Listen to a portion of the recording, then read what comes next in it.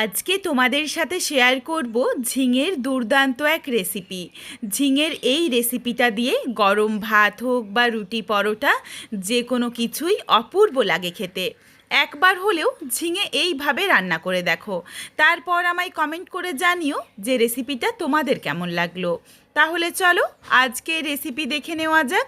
তবে কেউ স্কিপ করো না, স্কিপ করলে আমি কি পদ্ধতিতে রান্নাটা করলাম বা কখন কোন মশলার কিভাবে অ্যাড করলাম সেটা তোমরা মিস করে যাবে, তখন হয়তো খেতে এতটা ভালো হবে না। এখানে আমি প্রথমেই একটা ঝিঙে নিয়েছি। ঝিঙের পরিমাণ তোমরা চাইলে কম বা বেশি করে নিতে পারো। খোসাটা তুলে নিয়েছি, অল্প অল্প খোসা রয়েছে, তা না হলে একদম গলে যাবে। এরপর ঝিঙেগুলো ছোট ছোট করে টুকরো করে নিচ্ছি। আর ঝিঙের কিন্তু মুখের দিকের অংশটা অবশ্যই একটু কেটে দেখে নিও জিভে দিয়ে, তার কারণ অনেক সময় ঝিঙে তেতো বেরিয়ে যায়, সেই ক্ষেত্রে কিন্তু পুরো রান্নাটাই নষ্ট হয়ে যাবে। এটা যারা নতুন গৃহিণী তাদের জন্য ছোট্ট টিপস। আর যে বেশি ঝিঙে তেতো হয় সেটা না, খুবই কম ঝিঙে, একটা আধটা ঝিঙে কিন্তু এরকম বেরিয়ে যায়। এই জন্য একটু সাবধানতা নিয়ে রান্না করাই ভালো। ঝিঙের খোসাটা তুলে আমি ধুয়ে নিয়েছিলাম, এই জন্য আর কাটার পর ধুইনি। ঝিঙেগুলো ছোট ছোট করে কেটে নিয়েছি। আর এখানে দুটো মাঝারি সাইজের আলুও ছোট ছোট করে কেটে নিয়েছি। একটা বাটিতে দুটো ডিম ফাটিয়ে নিলাম। তোমরা চাইলে ডিমের পরিমাণ আরও কম বা বেশি করে নিতে পারো। ডিমের মধ্যে সামান্য একটু লবণ দিচ্ছি আর ডিমটা খুব ভালোভাবে ফেটিয়ে নিচ্ছি।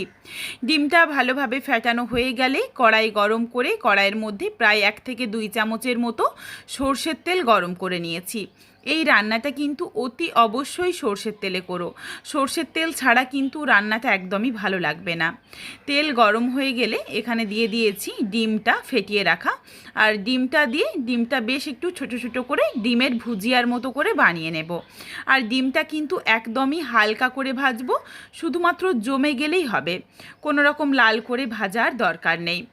একদমই দেখো আলতোভাবে উল্টে পাল্টে হালকা করে ভেজে নিয়েছি, জমে গেছে ডিমটা, আর ভাজবো না। এরপর ডিমটা ছোট ছোট করে একটু টুকরো করে নিলাম। এরপর ডিমটা নাবিয়ে রাখছি। এই কড়াইয়ের মধ্যেই আবারও অল্প পরিমাণে সর্ষের তেল গরম করে নিচ্ছি। তেলটা গরম হয়ে গেছে, এরপর ফোড়নে দিচ্ছি একটা ফাটিয়ে নেওয়া শুকনো লঙ্কা আর 1 চিমটি কালো জিরে।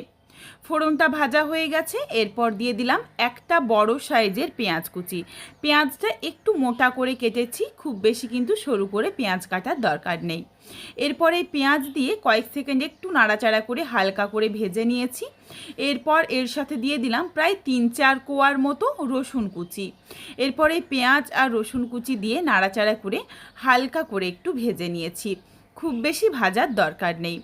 এরপরই এর সাথে দিয়ে দিলাম ছোট ছোট করে কেটে নেওয়া আলু।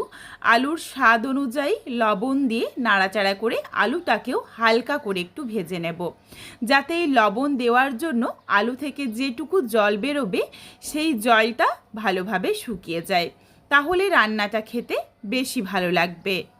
আর এখানে কিন্তু আমি কিছুক্ষণের জন্য ঢাকনা দিয়ে ঢেকে রাখছি, তাহলে আলুটাও কিন্তু অনেকটা সেদ্ধ হবে। কিছুক্ষণ পর দেখো ঢাকনাটা খুলে নিয়েছি, বেশ কিছুটা জল বেরিয়েছে আর জলটা কিন্তু ভালোভাবে শুকিয়ে গেছে, আর জল নেই। এরপর এর সাথে দিয়ে দিচ্ছি একটা মাঝারি সাইজের টমেটো, ছোট ছোট করে কেটে নিয়েছিলাম। কেটে রাখা টমেটো দিলাম, দিয়ে দিচ্ছি 3-4টে ফাটিয়ে নেওয়া কাঁচা পাকা লঙ্কা, আর দিয়ে দিচ্ছি ছোট ছোট করে কেটে নেওয়া ঝিঙে। এর সাথে খুবই সামান্য একটু হলুদ দিলাম। হলুদটা কিন্তু অপশনাল, তোমরা চাইলে দিতে পারো, না চাইলে বাদ দিতে পারো। আর হলুদ দেওয়ার পর এখানে আমি 1/2 চামচ পরিমাণে জিরের গুঁড়ো আর অল্প একটু দিয়েছি ধনের গুঁড়ো। এই গুঁড়ো মশলাগুলো দিয়ে নাড়াচাড়া করে ভালোভাবে মিশিয়ে নিচ্ছি। আর এখানে আমি আবারও খুবই সামান্য একটু লবণ দেব, তার কারণ একবার লবণ দিয়েছিলাম আলুর সাথে, এই জন্য খুব বুঝে ঝিঙের পরিমাণ অনুযায়ী অল্প একটু লবণ দিলাম। এগুলো দিয়ে এই গুঁড়ো মশলার সাথে নাড়াচাড়া করে খুব ভালোভাবে মিশিয়ে নিয়ে আবারও বেশ কিছুক্ষণের জন্য ঢাকা চাপা দিয়ে রান্নাটা করে নেব, যাতে ঝিঙের থেকেও বেশ কিছুটা জল বেরিয়ে আসে আর টমেটোগুলো সুন্দরভাবে নরম হয়ে যায়। এদিকে এটা রান্না হতে হতেই আমি দেখো মিক্সিং জার নিয়েছি, তার মধ্যে দিয়ে দিলাম 2টো শুকনো লঙ্কা। তোমরা যেমন ঝাল খাবে সেই বুঝে শুকনো লঙ্কাটা দিয়ে নিও। আর দিয়ে দিচ্ছি 1.5 চামচ পোস্ত, 1/2 চামচের থেকেও কম পরিমাণে রাই সর্ষে।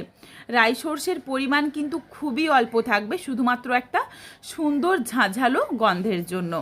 পোস্তর পরিমাণটা বেশি থাকবে। এরপর এটা প্রথমে আগে শুকনো অবস্থাতে গুঁড়ো করে নিয়েছি, তারপর সামান্য একটু জল দিয়ে একদম মিহি করে বেটে নেব। এইভাবে শুকনো অবস্থাতে যদি গুঁড়ো করে নেওয়া যায় তাহলে মশলার পেস্টটা খুব মিহি হয় আর খুব সহজে অল্প মশলাও বাটা হয়ে যায়।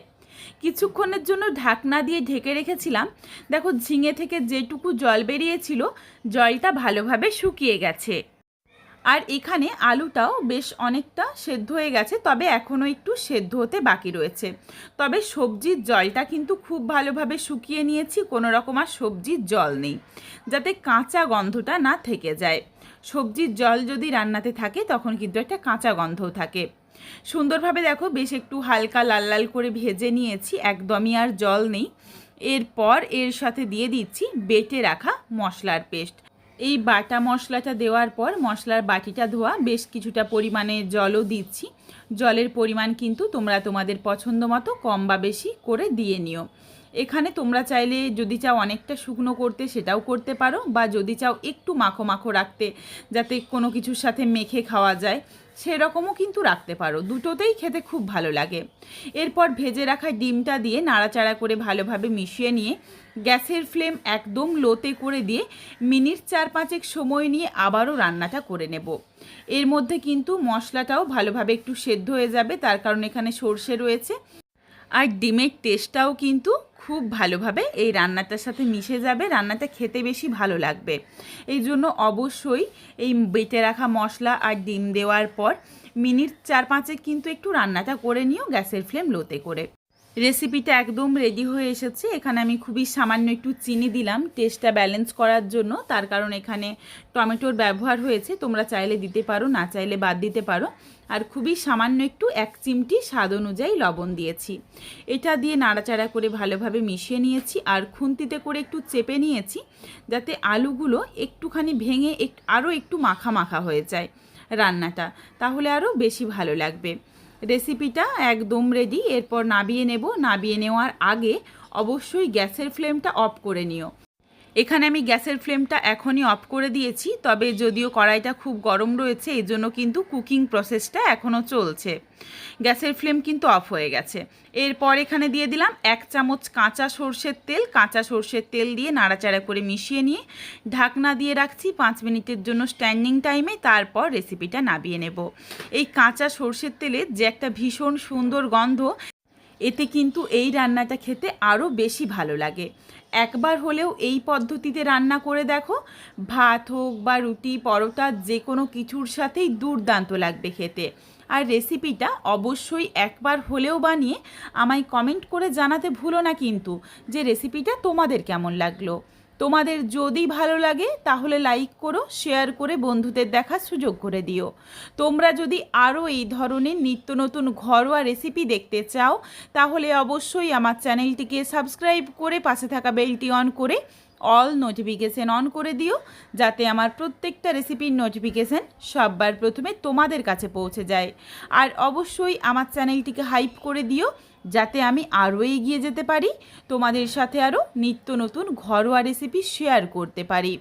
আবারও খুব শীঘ্রই হাজির হচ্ছি নতুন কোনো এক রেসিপি নিয়ে। পরবর্তী রেসিপি দেখার আমন্ত্রণ রইল। পুরো ভিডিওটা দেখার জন্য অসংখ্য ধন্যবাদ। তাহলে আজকে আসি, সবাই ভালো থেকো, সুস্থ থেকো। আবারও শীঘ্রই দেখা হচ্ছে কিন্তু নতুন কোনো এক রেসিপির সাথে।